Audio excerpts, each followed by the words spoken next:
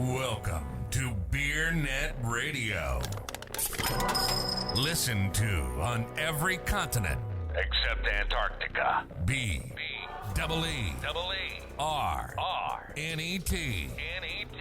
Beer.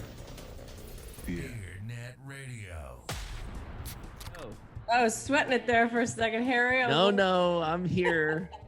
I had to go out back and talk to the yardman. I'm a landowner now, Jen. Yardman. I mean, it's like green acres out here. And out here, I'm in the middle of the city, but still, they just finished, so it's perfect. Like every single leaf blower, mower, trimmer, chainsaw in South Texas was in my yard today. Nice. We were making noise pollution out the ass, and I apologize.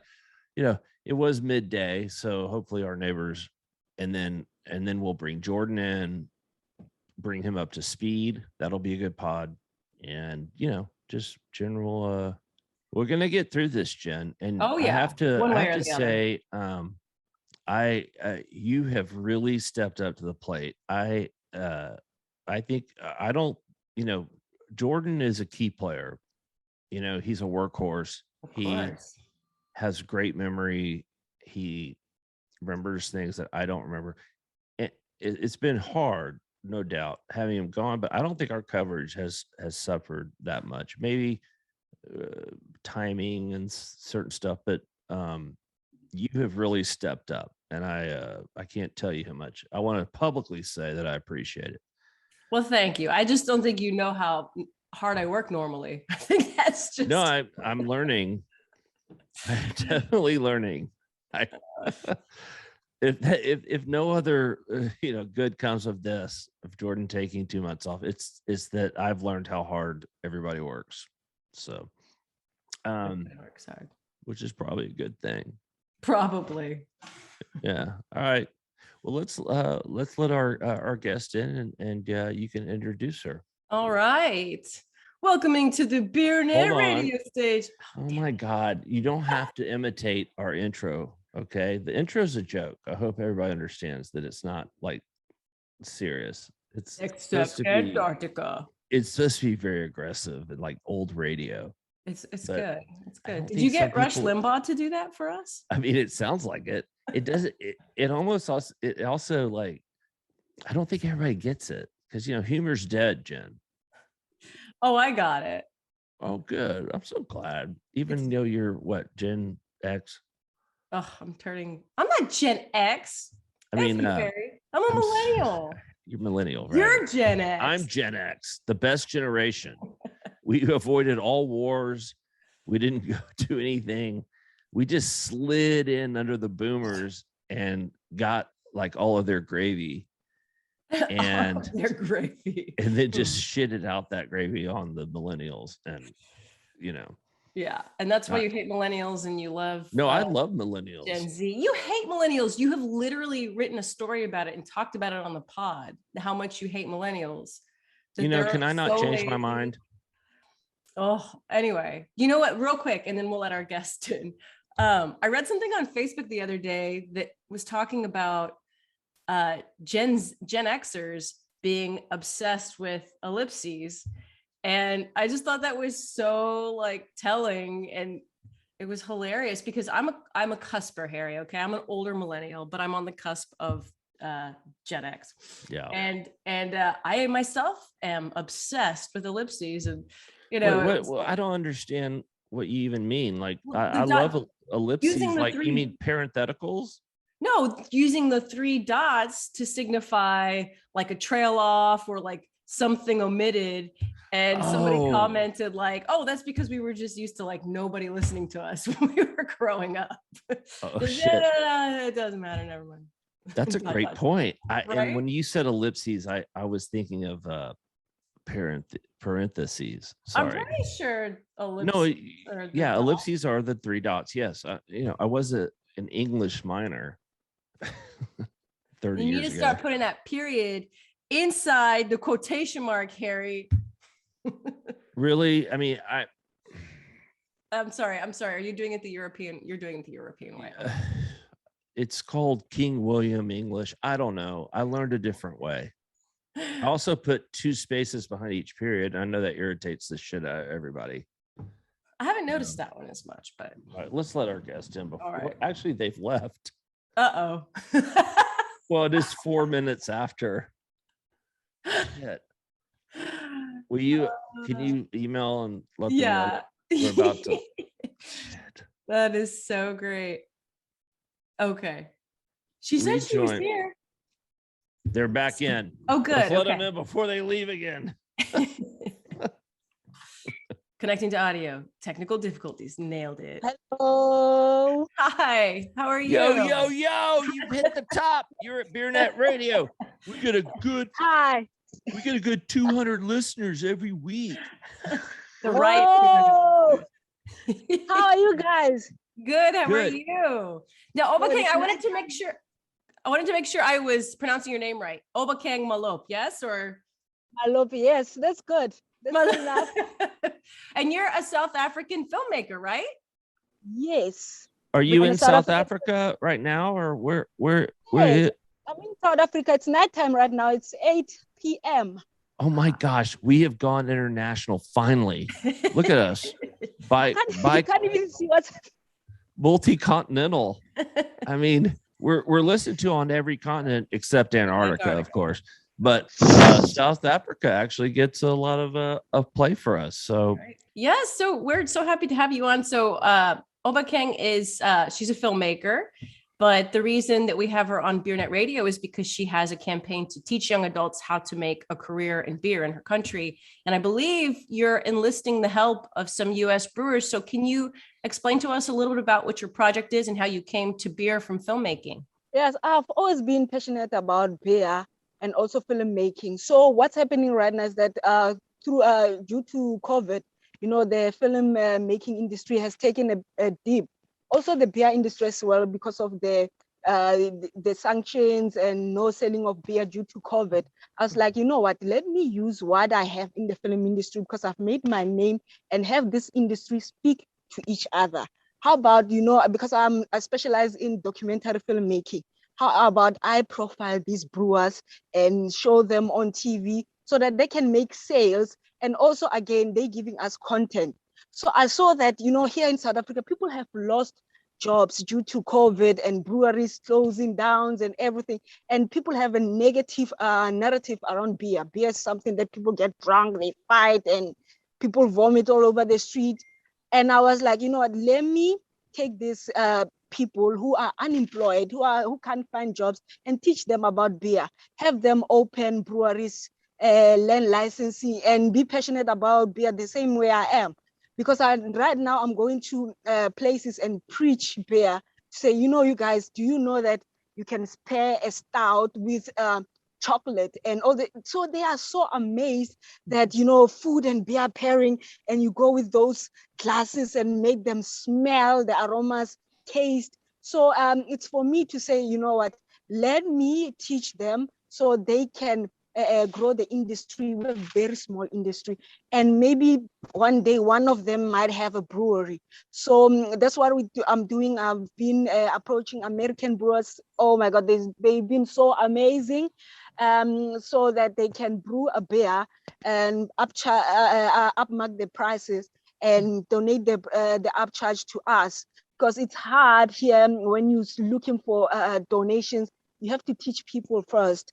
People don't think what I'm doing is very valuable.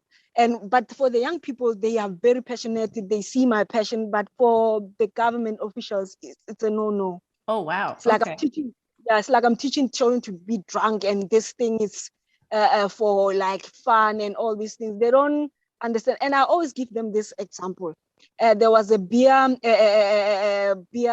writer in the 90s. His name was Michael Jackson.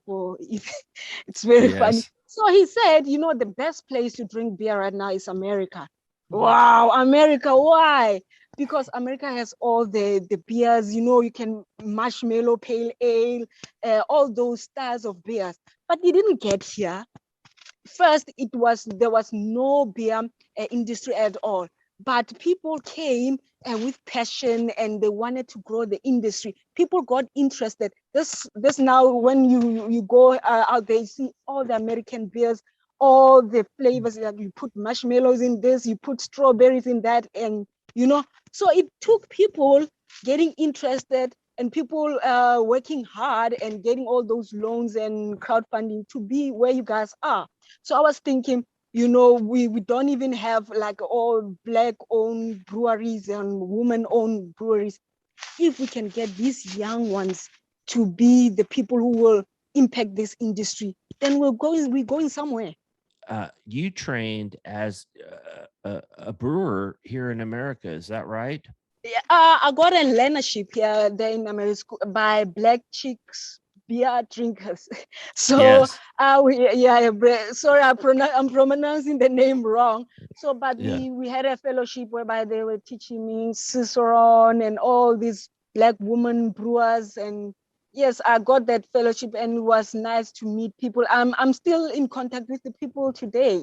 So it was, it's been an amazing experience for me, and all the books that I got from them, I'm using them to teach the young ones Cicerone and all this beer tasting stuff. Yeah. And so can you share, do you know some of the names of the breweries in America that are upcharging some of their beers to help fund your project, or do you have specific partners? Yeah, we're still in negotiations right now, but I have 3 breweries. We had like Zoom meetings, and we still have to go on those contract phases. So yeah, they don't know that I'm doing this, so I don't wanna, out them right now. But I have people who are, imagine you listening to radio and my name is there, and we haven't signed OB. We still have to go to the next stage where we're talking to the managers.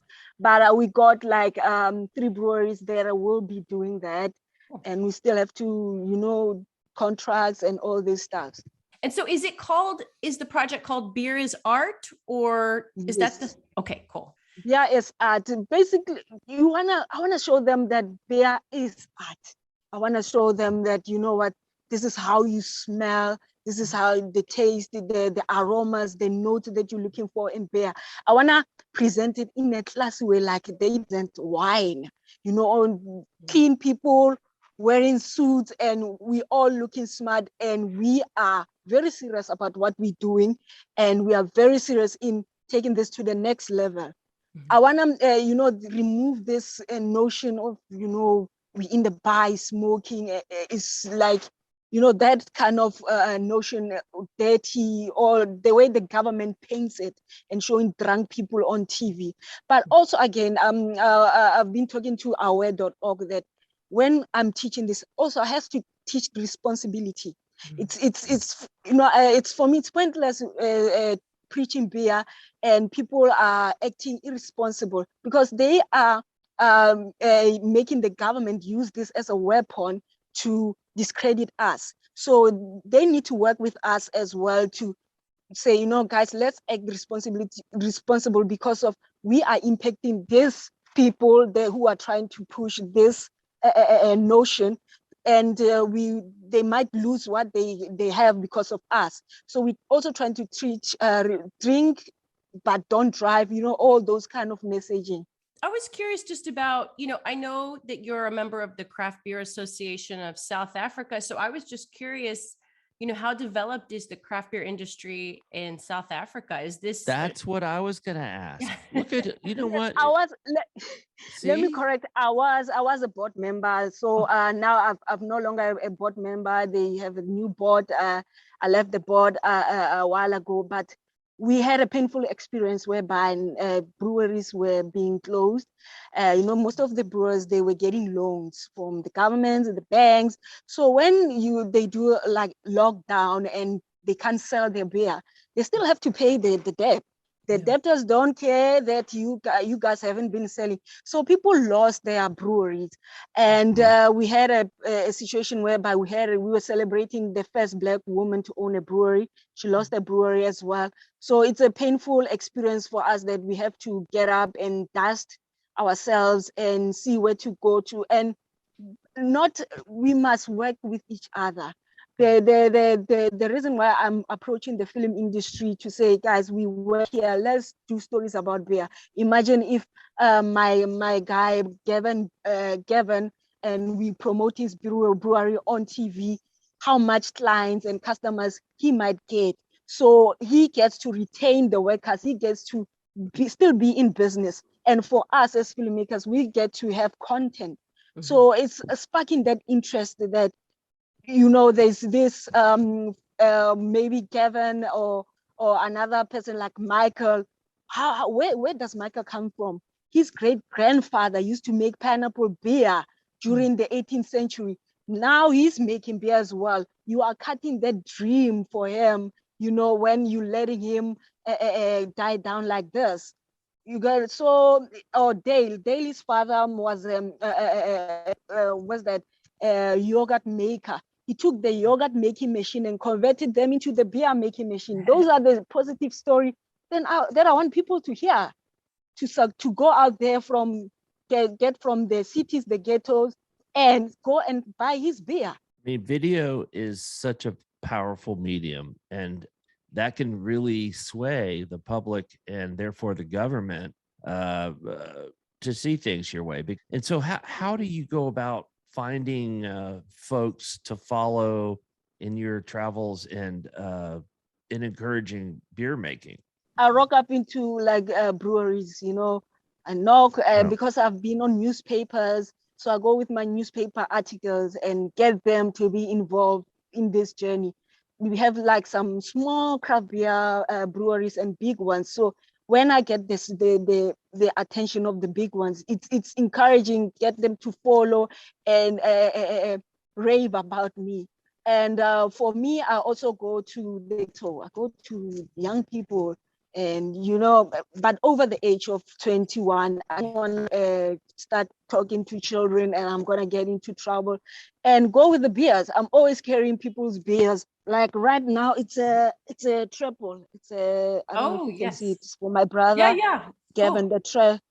A triple. So open it up, have them smell it, and they'll be like, Obi, I'm drinking beer. I've never tasted beer like this. I was like, yeah, it's like pizza. You can go to those mega factories making pizza, but until you go to a person who makes pizza, homemade pizza, you smell the difference. This is so they learn all these names. Indian Pale Ales. I also go and teach them about the history, so they get to follow me, they get to see me on TV, on radio, and hopefully when I get the fund, I'm gonna do this. And I also got gear renting companies who have given me sponsorship of gear. I have a trailer, I've shot a trailer. When I go to businesses, show them a trailer of what I'm talking about. And I don't charge anybody. The breweries that I'm profiling, the brewers, the beers, and the students, I don't want to charge anybody. Eventually, maybe this might get to be something, but for now, I just need hands and people to be on this with me. Yeah. Is there a website we can go to see, and we can maybe put it up on the screen? Is there a website where you have all of your work? Yes, I have a website. It's I'll send you an email. Yeah. www.malope.co.za. Yes, I also have, I'm going to send you a trailer so you can see the people that I'm talking about, the film that I want to make, I'm making about beer. And people can follow me on my Instagram, and I also post people's beer. I post people's beer. This is this brewers from America, brewers from all over the world, to show people what I'm talking about when I'm saying beer is art. That's all. Yeah, cool. So you're building the craft industry in South Africa. That's pretty cool. How many craft breweries are down there? It was 160 craft breweries that I know of. Some are registered because I got to know them when I was a board member. Some are just not registered, like home brewers and all those people that we come across.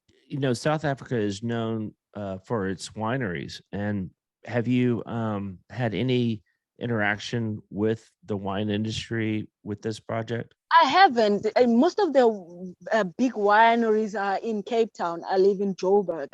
And, I'm also trying to build this because it's like you are a beer person, we are one people, to make this as we be together as a group. We group ourselves, irrespective that you do spirits or brandy and all this stuff. So I haven't went to those levels because it's in another state.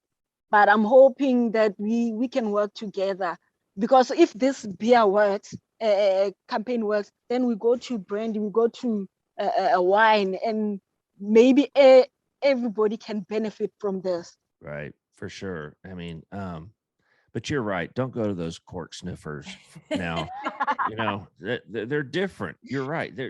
Wine people are different from beer people. I don't care what anybody says. So. But but for now we got a cheese maker on board. That's good. So just people who are gonna help us along the way. You know, when we do beer and cheese pairing and beer and cheese tasting, we have the cheese makers who can make the cheese that can be paired with those beer.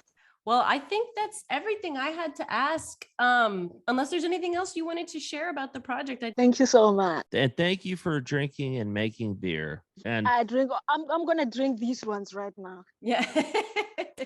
next time I'm in Joburg, which it might be a while. Yeah. I'll look you up. Maybe we can have a couple beers together. That'd be cool. Thank you so much, girl.